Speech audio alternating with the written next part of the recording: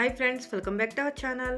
Today వీడియోలో పెద్ద grinder నుంచి చిన్న గ్రైండర్ దాకా సింపుల్ మెథడ్లో ఈజీ వేలో ఎలా క్లీన్ చేసుకోవాలో విత్ ఇన్ టిప్స్తో సహా చూపిస్తానండి. Let's start the video. Welcome back to our channel స్వాక్ష్మి థాట్స్. ఫస్ట్ వచ్చి మనం గ్రైండర్తో ఏ పని చేసినా ఏం గుర్తుపెట్టుకోవాలంటే, పప్పు వేసినా తీసినా మనం క్లీనింగ్ చేసినా ఏం చేసినా కానీ గ్రైండర్ ఆన్లో ఉండాలని గుర్తుపెట్టుకోవాలండి. ఎందుకంటే మనం పప్పు వేసినప్పుడు క్లీనింగ్ చేసినప్పుడు పప్పు తీసినప్పుడు మనకు పని అన్నది చాలా ఈజీ అయిపోతుందండి.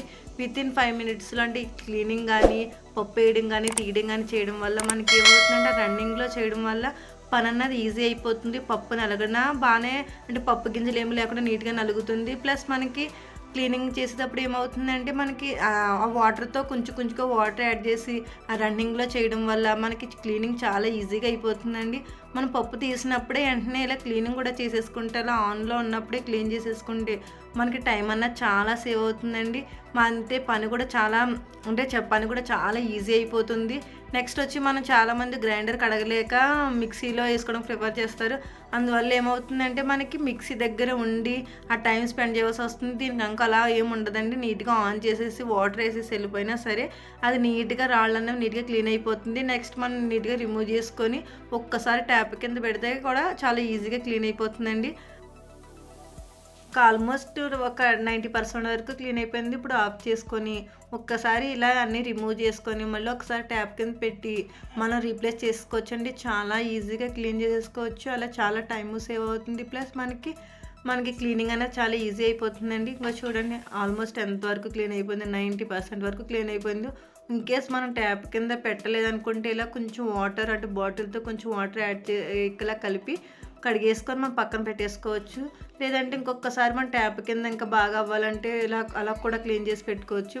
ఒకసారి ఇలా చేతితో రబ్ చేసి ఈ వాటర్ అంతా పంపేసి మనం ఇలా ట్యాప్ కింద ఒకసారి ఇలా పెట్టి కూడా మనం పక్కన పెట్టేసుకోవచ్చు.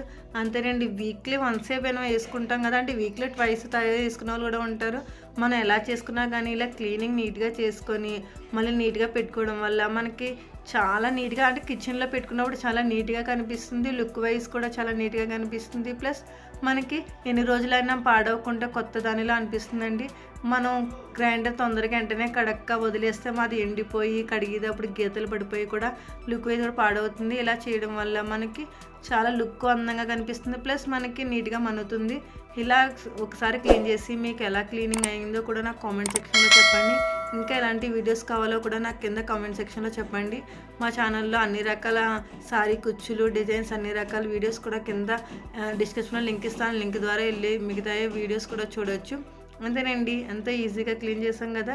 నెక్స్ట్ వీడియోలో మళ్ళీ ఇంట్రెస్టింగ్ టాపిక్తో కలుద్దామండి. Thank you for watching. Please subscribe my channel.